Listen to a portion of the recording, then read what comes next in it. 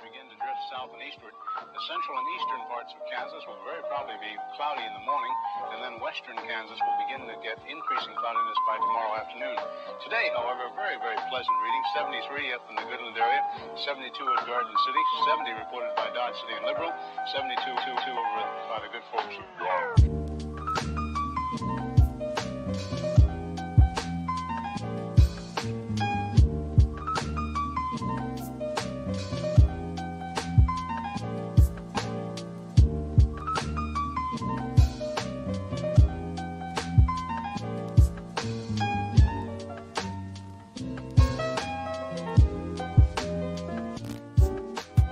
And in the Ponca City Blackwell area, 68 degrees today.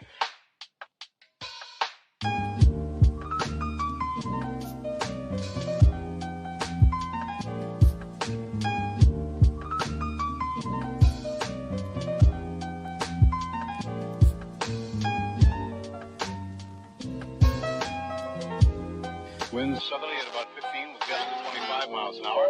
Barometric pressure 30.00 and is rising. And no precipitation. We're about a half inch behind, half inch ahead for the year, and 1 5300ths behind for the year so far. We'll be looking for a little bit of a change tomorrow, and of course the possibility of some scattered showers. Today, of course, there's nothing showing up on the radar. However, the satellite photo was pretty interesting for the western half of the U.S. Rain showers and thunder showers along that frontal system, and that wide band of fairly heavy snows. Now, what will happen each time that you see the frontal system on there? That begins at 6 o'clock in the morning, and then you'll see the cloud pattern move until 2 o'clock this afternoon. So as of that time, of course, the front was way off in the northwest. Now, however, it's moving into the central part of the nation with a couple of high-pressure cells behind it.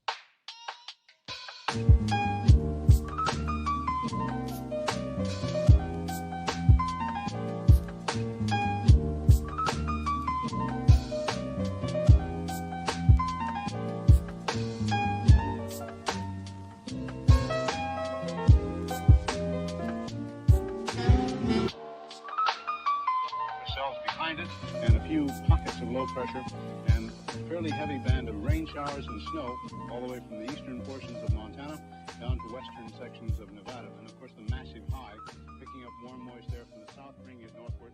So when the two masses collide over Kansas, we are looking for some precipitation, and we'll talk about that.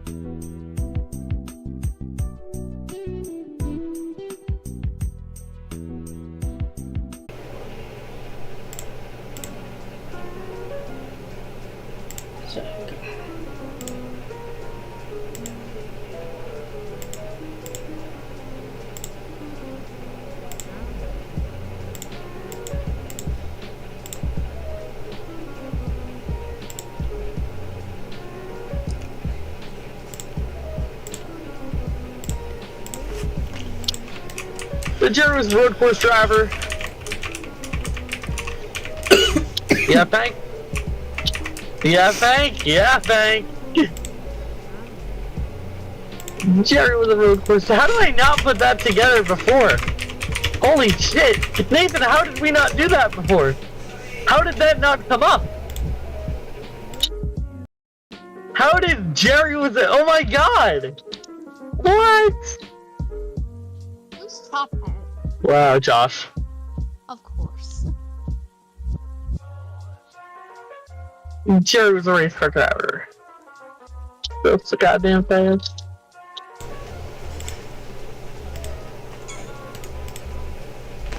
Shane, what happened to NASCAR Sham 2, 3? Oh, no, that's Josh and I. Okay.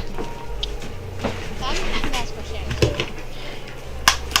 No, you're NASCAR Sham 1, you're Bowling Sham 2.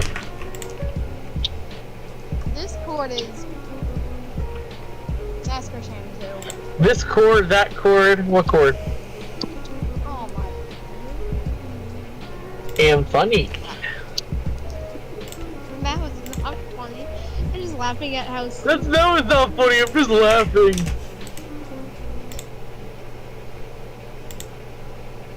that made no sense. Oh no! Almost a pole lap and then he, oh no. That's gonna be probably really, yeah, that's still second. Imagine spinning out and getting second, you're gonna go Glenn.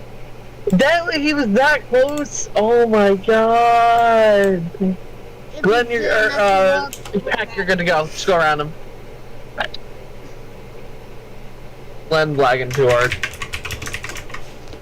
Either your lap is really good or everybody else is terrible. This race is probably going to be pretty boring, but, you know. Won't be whatever. Hey, Curbs. Hey, that's why I think Curbs is with a K, because Curbs.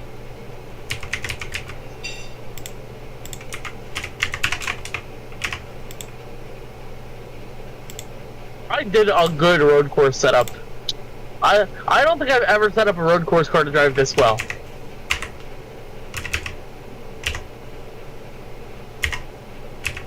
Like, these things are I think it's the weight of these cup cars. Right? They're like so back weighted. Where they just slide? They just fucking kick the rear out everywhere. Oh, okay.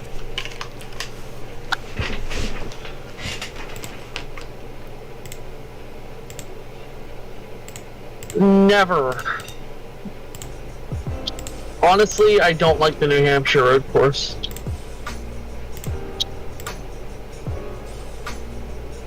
Indy RC was horrible in my opinion. Indy RC was bad, but maybe with these setups it'll be good if we bring the cup there. Vink vink. You should do like a test class. Yeah, it's a good idea. Because see how drivers like it and all. You know, 93 they did a test session at Indy. No, it was 92. Yeah, it was 92 that they did a test session at Indy. Oh. They did an Indianapolis test session in 93. No, 92, and Davey Allison and Alan Quickie were there. So Davey and Alan both ran Indy. Definitely. Yes.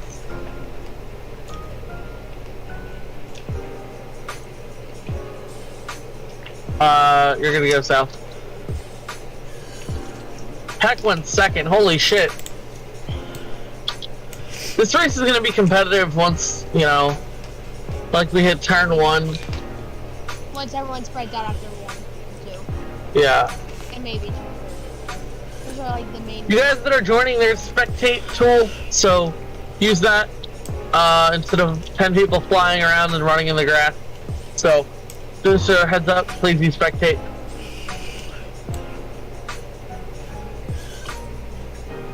The amount of work done to this fucking track to get it into roll condition. Oh! Good thing it was only your out lap. How many people fucking hit that curve? South, see these little fucking turtles, and if you hit them, car goes pop. I'm so glad, Shane, I did the fucking turtles. Yeah. I see how this is. Hey, do you remember the original turtles? Like in season 9? Season 9 I had the turtles and they were the same idea. They were the same, just kinda like, you know. Do you think someone's gonna fly over the turn 1 wall today? No, I don't see it happening. I think someone's gonna pinch someone just over it and maybe into the depth of the line and go into a couple. I don't think so. These things are fucking flying. Oh, South got up in the grass. Looped it. We got one tire on the grass.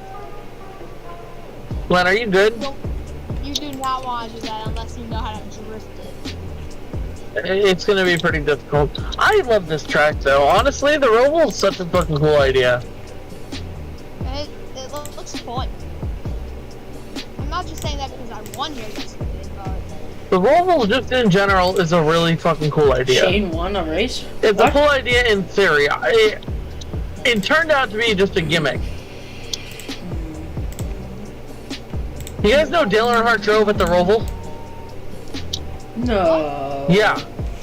What? Dale Earnhardt drove at the Roval in the 90s. Obviously when he wasn't fucking dead, Shane. He drove at the Roval in the 90s. He tested...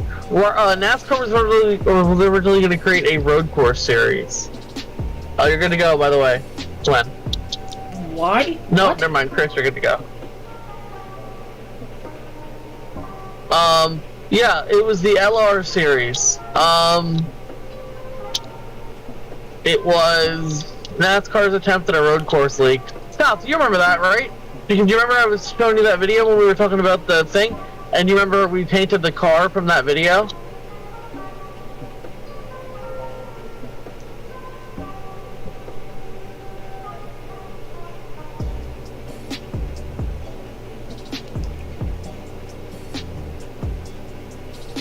Yeah, the #1 wins car. But yeah, I was looking into the Roval, and I'm trying to figure out how old it was. And the roads that the Roval runs now, like this road here in the infield that you see, was built like in the 70s. That's a fun fact. So the layout had been there forever. They decided to have NASCAR run it. In 2018. Yeah.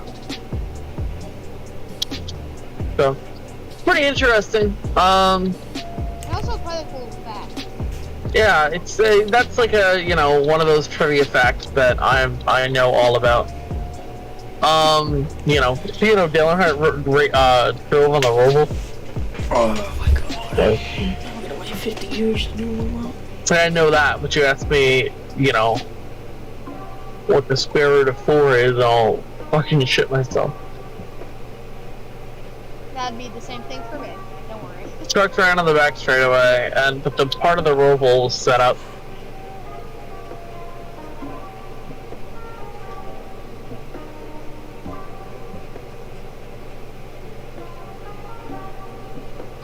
But yeah, I just know a shit ton of NASCAR, like useless NASCAR knowledge and trivia.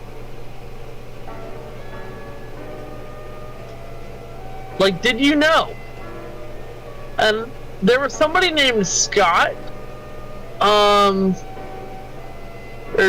with the last name Scott that worked for Extreme Motorsports. And it was this. Okay, you're gonna go. By the way, Viola, I think. Wasn't it Brian Scott? Okay, no, it wasn't Brian Scott, but I'm 95% sure he was related to Brian Scott. It was like IWX. Was it a team? It was a sponsor. IWX was a sponsor. What team? Anybody want to tell me what team that was? Express. It was Express. Okay, so Express Motorsports. Hold on. So Express Motorsports, a co-owner of that team. Okay, so J.B. Scott owned that team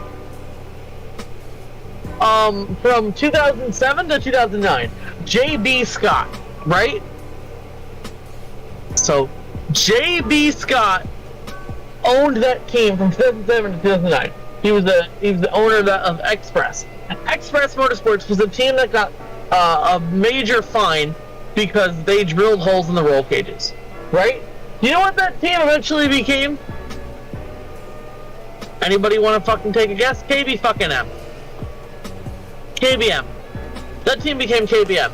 You know who drove for KBM and Express Motorsports? Brian Scott. That makes sense now. So I think J.B. Scott is related to Brian Scott in some way, shape, or form. So, do you guys know, apparently, Brian Scott's dad may or may not have had a part of Express Motorsports, which was an insane fucking team that was extremely good. Won the championship back-to-back years in the Truck Series, and Kyle Busch bought it. So, we're gonna go. Josh, we're gonna go. Well, Viola, but I'm assuming Glenn is just not gonna race. So, Marcus, go before.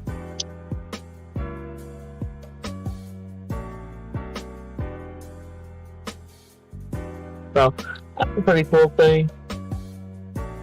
Steve Coulter also owns the team. Okay? Like Joey Coulter's dad. So. He drove for RCR.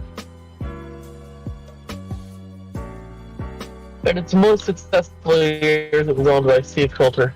He left at the end of 03. Randy Tolsma drove for that, which is weird.